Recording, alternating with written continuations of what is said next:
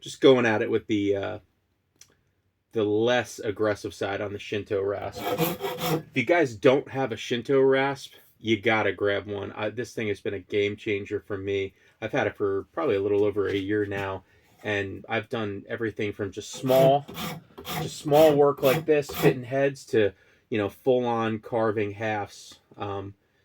With this in conjunction with the spoke shave and draw knife, etc. But yeah, this thing has been a game changer, and I used it pretty heavily. Used it very heavily over the past year, and it's still really, really sharp. I haven't really noticed too much degradation of these teeth.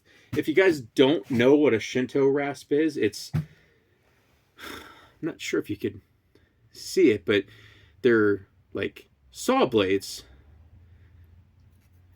of varying toothiness. I'm not sure if that's the word.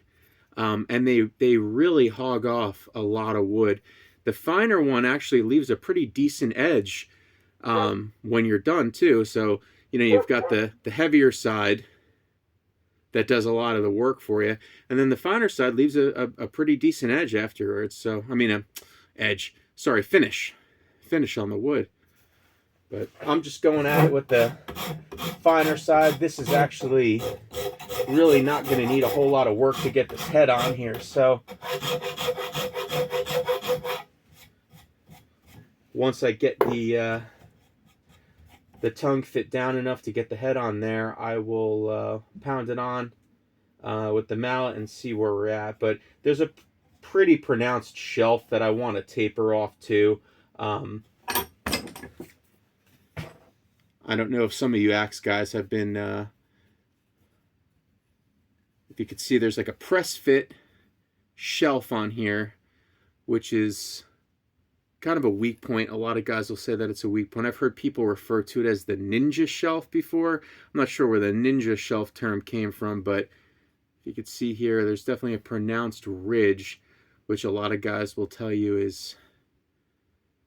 creates a weak point in the wood. But yeah, we'll keep working it down, and I'll get back to you.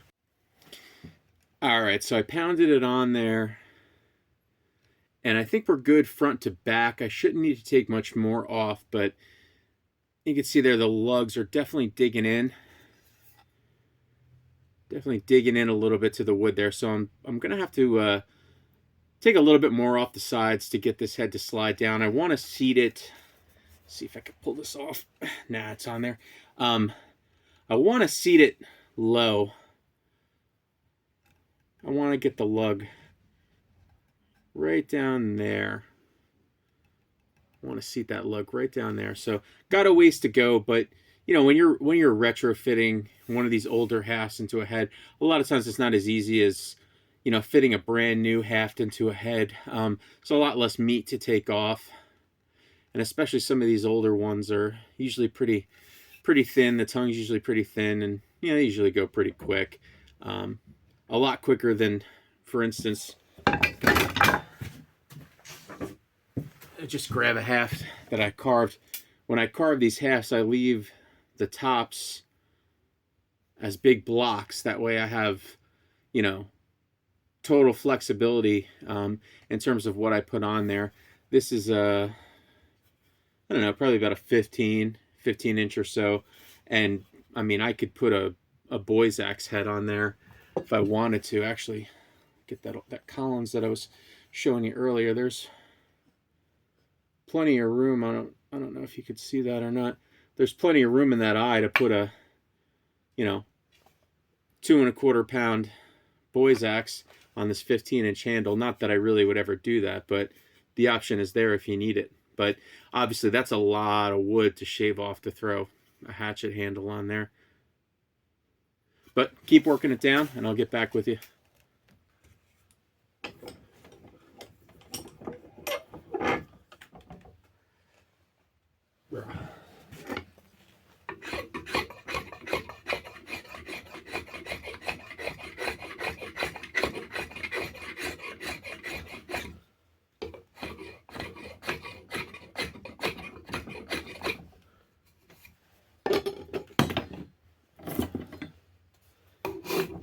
All right.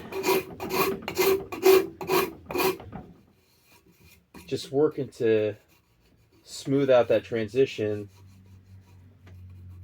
from where the previous head was fit.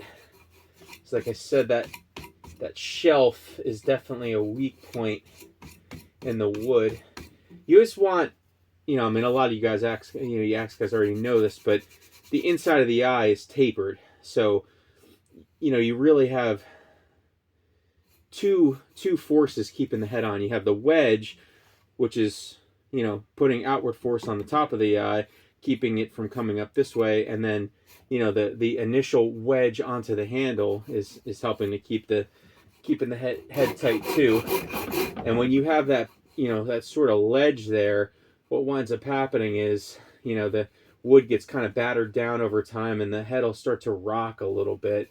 I've noticed a lot of these older axes, the wedge will still be nice and tight, but the axe actually starts to loosen up even down at the bottom, more so than the top.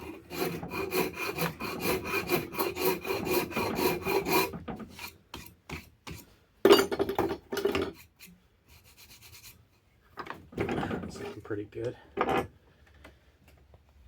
And a lot of you guys, you axe guys know this too, but one of the things you want to try to avoid is I don't have a woodworker's vise on my bench. I just have a machinist vise. So, these metal jaws are going to really tear up wood handles. So, what I just keep a little bit of leather, a little scrap leather lying around, and use it as kind of like a soft jaws. Just a little tip. I'm sure you guys probably already know that, but it's kind of one of those things that you learn over the years. And this handle, I'm going to take a spoke shave to this before it's all said and done anyways. And as much as it sucks to remove all the old patina, there's paint on it and everything like that. And I'm going to wind up re-chamfering back here on the fawn's foot where it was all tore up. I'm going to wind up re-chamfering that anyway. So it's going to be kind of a little bit of a mishmash of old wood, new wood, patina, not patina. So I'll just take the spoke shave or scraper, something like that to it, and get it all down to bare wood. And do a couple rounds of linseed oil, a couple rounds of wax, get it looking good.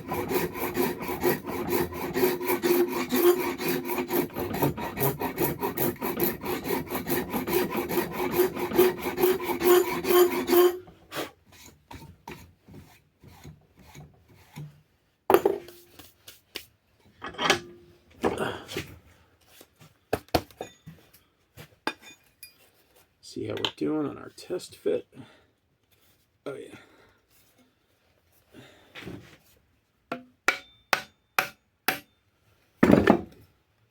Yep. Yeah, we're about a third of the way into the eye.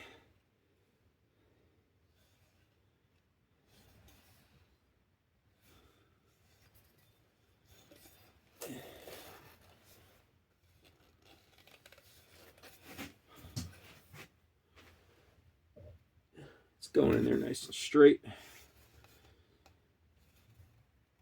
And I'm sure you guys don't want to see all of this, so I'm going to keep working at it, and I'll get back to you when I've got this thing seated where I think it needs to be.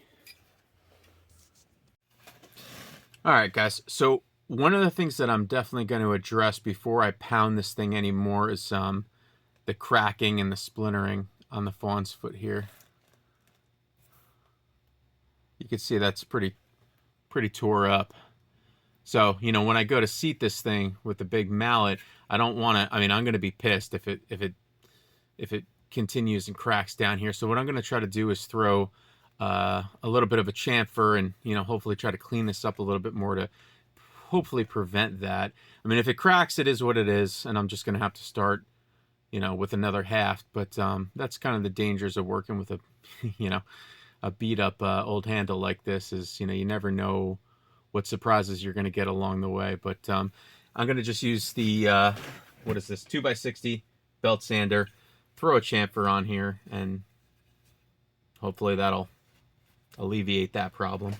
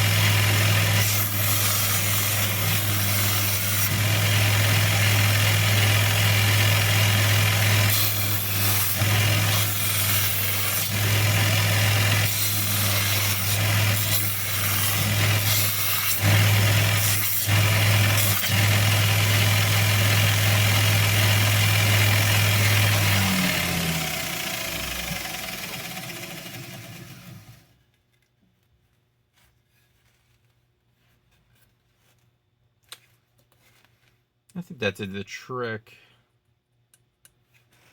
There's definitely still a little crack there, and if it goes, it goes. If it starts to go, maybe I can catch it and throw some glue in there, maybe pin it with a dowel or something like that and figure something out. But definitely cleaned it up a whole lot. So I'm going to reseat this thing and see where we're at.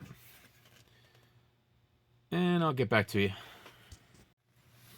All right, guys. So we had a couple test fits in now. I am just about poking through the eye on this thing. We still got a ways to seat it down.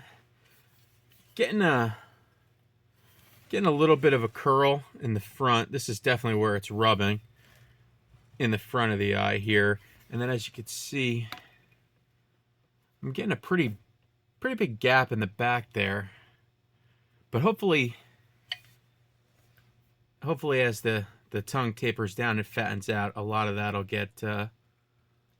resolve itself. Yeah, so I probably got to take this down, I would say easily another 3/4 of an inch or so. 1/2 inch, 3/4 of an inch, something like that.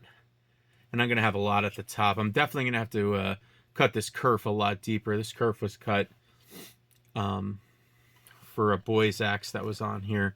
And I think this has... Well, actually, I don't know if the eye is any taller. I mean, you know, a lot of times with these older axes, you see... let's just say you understand why they came loose in the first place. So the kerf was not cut very deep. I don't think there was a very great wedge job done on this axe that was hung on here. But anyways, keep working at it. When I get it seated down a little bit further, I'll get back to you. All right, so anybody that tinkers around in their garage or works on projects or anything like that knows that anytime you're halfway done with a project, another one will pop up, and this is no exception. So hammering the haft into the head, and of course the wedge on my mallet comes flying out. And I've never been a huge fan of hardwood wedges. I've always been a poplar wedge guy, but this particular one I used some walnut. And I mean, I don't know. It's probably me. I've seen a ton of guys use hardwood wedges to great success. But anytime I've ever used a hardwood wedge in an axe, mallet, anything like that, I've always had them come flying out on me. And I don't glue. I've never glued wedges because once you glue it, you're kind of stuck. So I'm going to replace that. I've got, you know, just a little poplar. I'm going to bang some poplar in there real quick and see if that won't fix the problem. Anyways, get that project done to get the other project rolling again. Poplar in. Splayed it out pretty good. I don't think that thing's going anywhere now. Just sand it flush.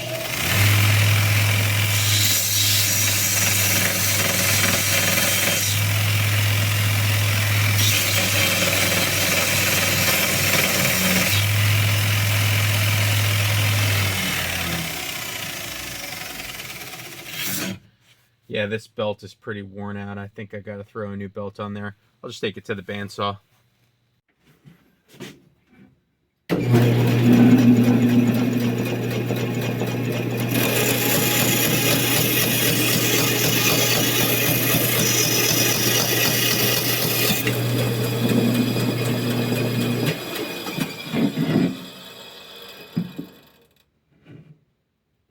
There she is.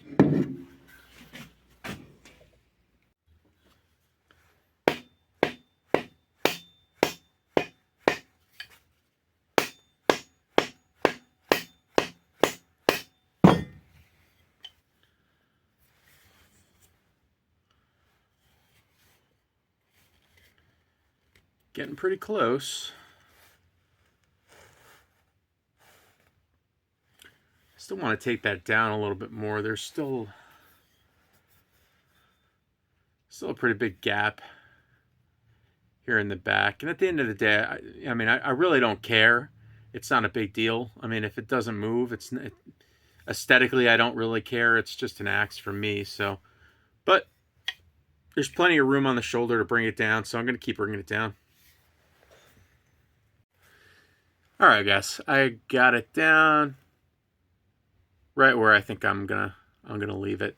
The hang is what I would consider to be slightly open, maybe neutral to slightly open. Usually I go for more of a closed hang, but I think on this hewing hatchet, a little open's probably going to be better. I mean, honestly, I've never done a hewing hatchet before, so I really don't know. And I could always, you know, pull the wedge out and close the hang up a little bit down the line if I think it needs it, but I think it should be good the way it is.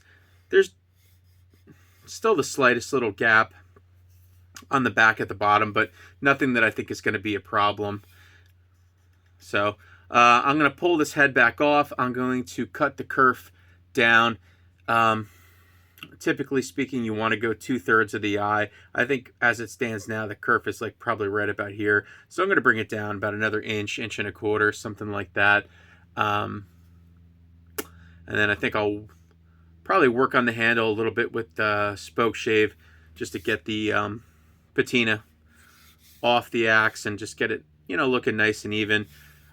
Spoke shave that a little bit and maybe just throw a quick 100 grit sand on it before I wedge it. I already did cut down a poplar wedge for this one. Yeah, and this, unfortunately, this kerf is cut offset, but what are you going to do? Yeah, and I've probably said it 30 times already, but it's just going to be a user anyway. It's not going to be anything that I'm selling or anything that I'm looking to, you know, display, anything like that. So at the end of the day, it should be totally fine for my uses, but pretty good feel. I mean, if I have to be totally honest, I think it's a touch heavy for what I was looking for, but you know, I at this point I just don't have a don't have the Goldilocks head that I'm looking for. I guess the reality is I'll just have to get a little stronger, which is never a bad thing. So I do have one other hewing. I don't know if you consider it a hewing hatchet or a half hatchet, but it's quite a bit smaller. Not really. I don't necessarily know if it would work for what I'm looking to do with this piece. This one I did quite a while ago. Nice handle on it. Nice. I believe this is like red oak, I want to say. Probably red oak. I think this is Essex.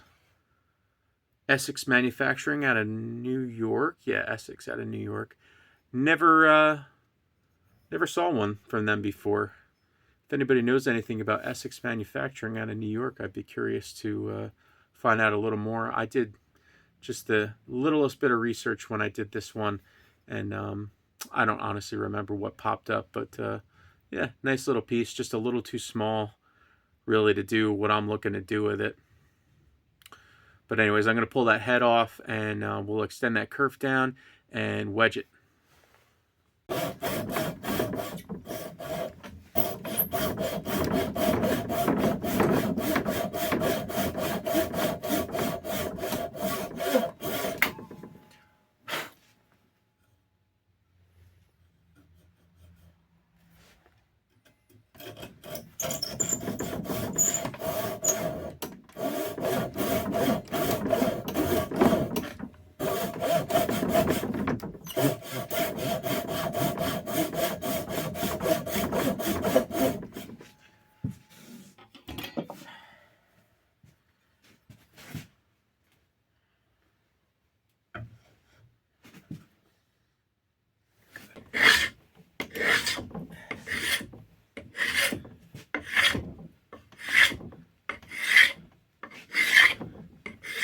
I don't know if any of you guys are big fans of the spoke shave or not, but I picked up a couple of these a couple years ago and have really become a big fan of using these tools. I've had the metal ones before, the what is it, like the Stanley something or others? I'm not sure. Never had great luck with those. Those used to. Maybe it's just because I suck at sharpening. I mean, I'm not bad, but I'm not God's gift to sharpening like some of these guys are. I've had much better luck with these wooden ones. I've got a couple, and initially I thought they were a lot more crude and they wouldn't work well, but quite honestly, I've had a much better success with these, and they're just easy to knock the blade out. You know, I just knock the blade out with a little hammer here to sharpen them up, and they work really well. I have one set up for more shallow cuts, and then I have one set up to kind of hog off a lot bigger shavings, and it works pretty well for me. I can make I'm getting to the point now where I can bang out a handle from, you know, a piece of dimensional lumber in probably about 2 hours or so, maybe 2.5 hours, if I'm just out here kicking around. And you know, once I cut the blank out on the bandsaw, I go at it with for the most part these spoke shaves and the Shinto rasp, and yeah, like I say, about 2.5 hours I'll have a nice handle. But yeah, if you haven't used a spoke shave, man, definitely go ahead and check one of them out. And you don't have to spend a ton of money. I mean, you can spend a ton of money.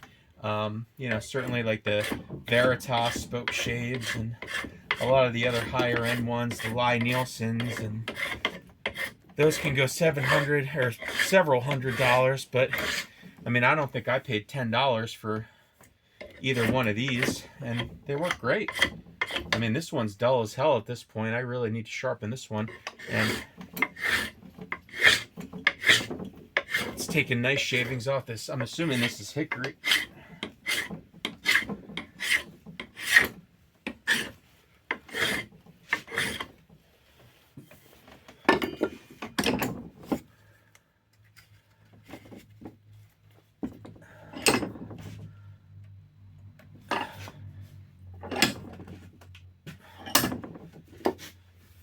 One of the things I want to keep an eye out for on Marketplace and the flea markets is a nice woodworker's vise to install on the edge of this bench here, because it's, you know, I have a nice machinist vise here, but I do more woodworking, it seems like, than any kind of machine work, metal work, anything like that. So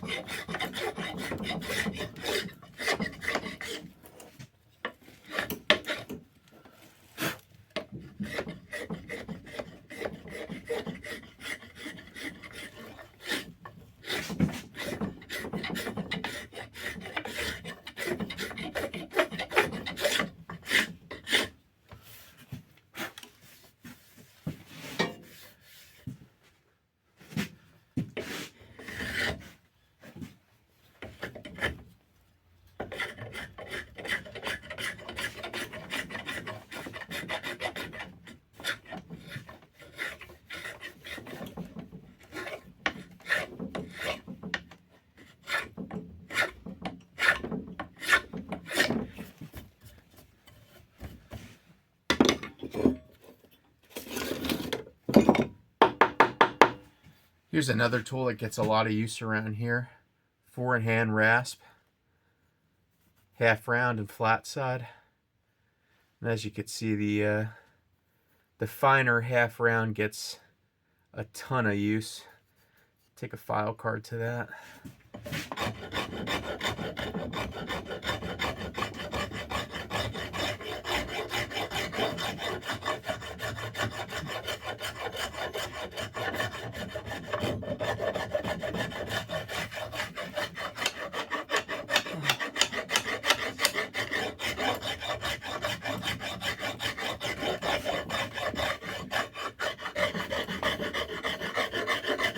one of the biggest pieces of advice that I could give anybody is really, you know, get some, you know, get a spoke shave, get a draw knife, get some rasps. Really don't rely on abrasives, because I mean, sandpaper doesn't last very long and it's expensive. You know, you get yourself a $10 or a $12 four in hand, and I mean, it's essentially never gonna dull out on you, really. I mean, I try my best not to take sandpaper to these things anymore. It seemed like when I was using a lot of sandpaper, I mean, I was going through a pack or two every month, and it doesn't sound like it, but after a while it adds up. I mean, I don't do this professionally or anything like that, so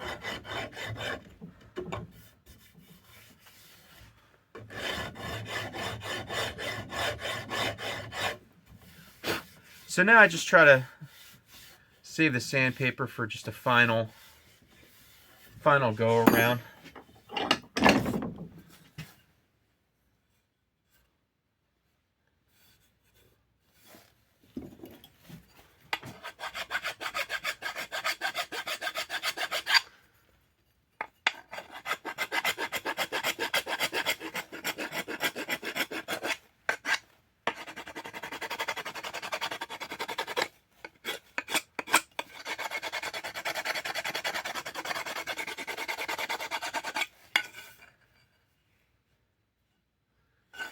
And I don't know if you guys could see this or not, but I definitely smashed my finger in between the steel and the mallet when I was driving the head back out of the, or the handle back out of the head. So there's blood. There's blood on the handle, blood everywhere, but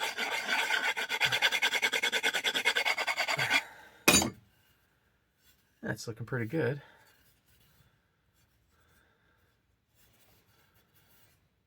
Aside from the blood.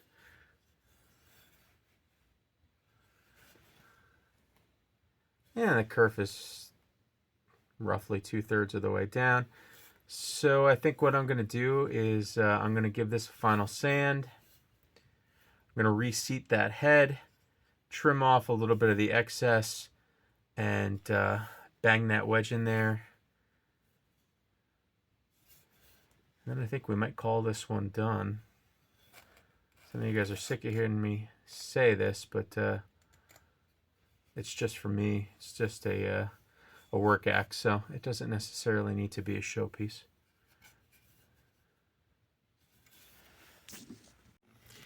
All right, so we're ready to wedge it, and I found a nice piece of ash, which totally contradicts what I said before about not liking hardwood wedges, but you know, we'll see. We'll see if it works. So cut it down to size, drive it in.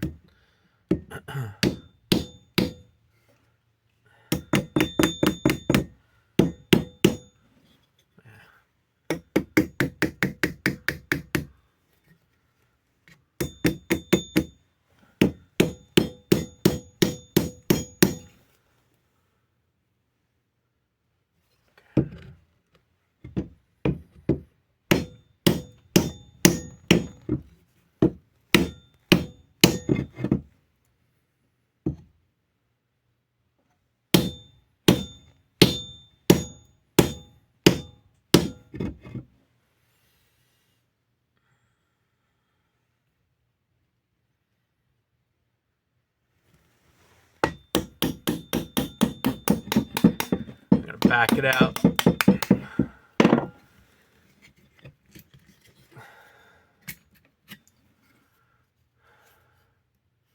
I think I'm going to throw a taper in this wedge. As I drive it down, it's tipping backwards, which leads me to believe that I should put a little bit of a taper onto the front. Yeah, one of the things that I've learned over the years is if the wedge is not seating correctly, don't force it. You're only going to wind up being mad at yourself when you jam it in there and it doesn't look right. So it's a lot easier to just grab a new wedge or, try to figure something else out rather than, try to force a bad situation. Because is, I don't know about you guys, but for me, one of the best parts about this is after it's all said and done, looking down at the awesome wedge job that you did. So if it's all wonky, screwed up, everything like that, every time you look at it, it's gonna piss you off. So I am going to figure something out with this wedge, and we'll take another look at it. All right, try that again. So I thinned the front of the wedge out, and hopefully that's going to prevent it from rocking like it did the last time. We'll see.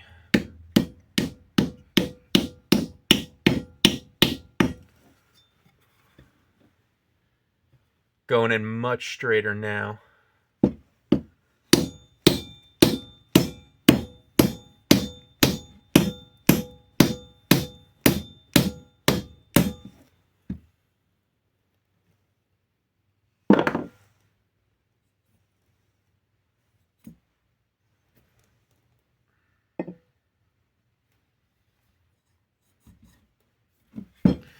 I think we can go more.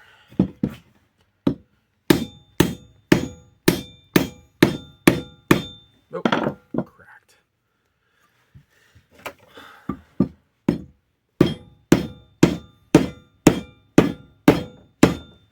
All right.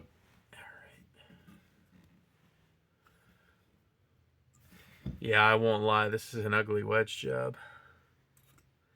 And I probably should have went with a softwood wedge.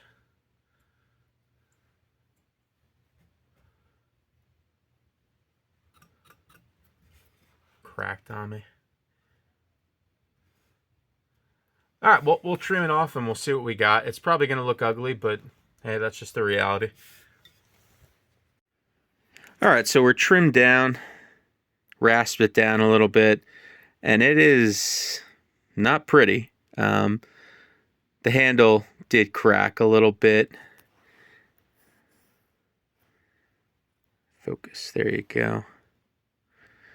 Yeah, not the prettiest wedge job I ever did, but everybody's favorite part.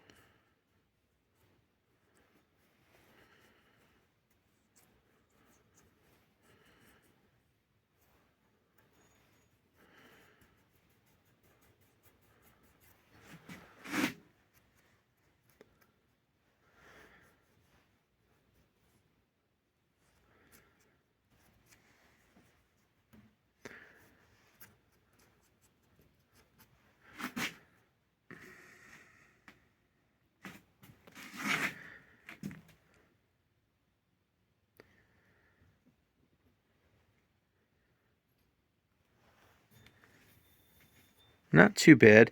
Still need to throw an edge on it, which, I mean, if I'm being honest, I probably should have done that before I hung it. But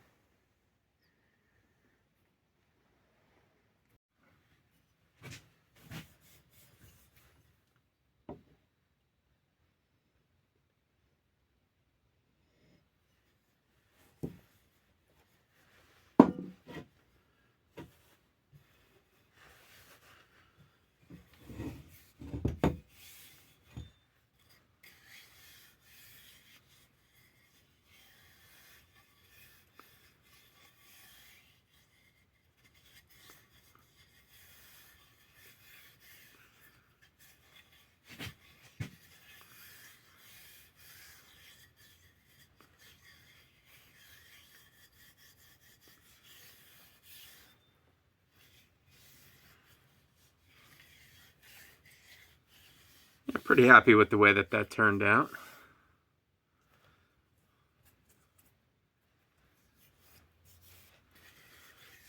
Do a couple more coats of the boiled linseed oil on this, and then throw some wax finish on it. But should be a good one.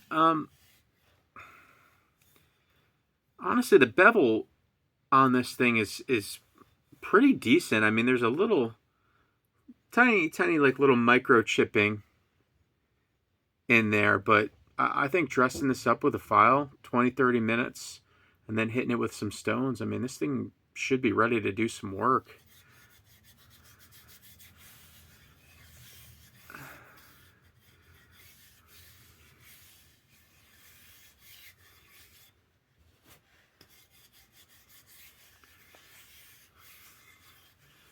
Yeah, like I mentioned before, this is the first,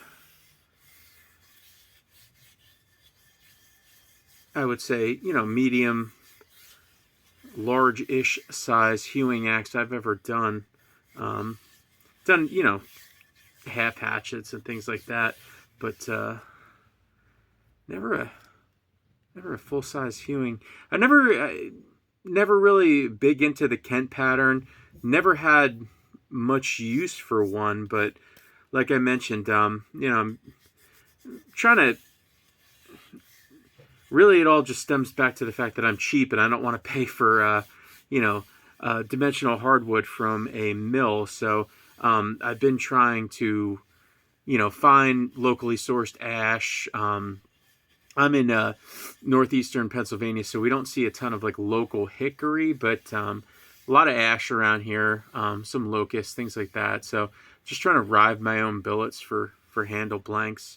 And yeah, this will definitely help me knocking those things down into manageable sizes.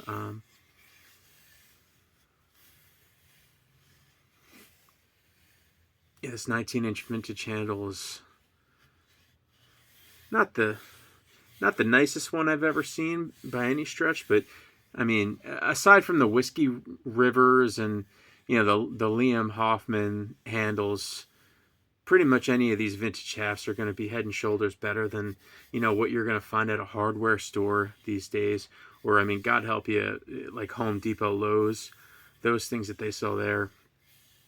You can barely even call them handles anymore. But yeah, these old vintage handles, when you can find them and save them, it's a good day.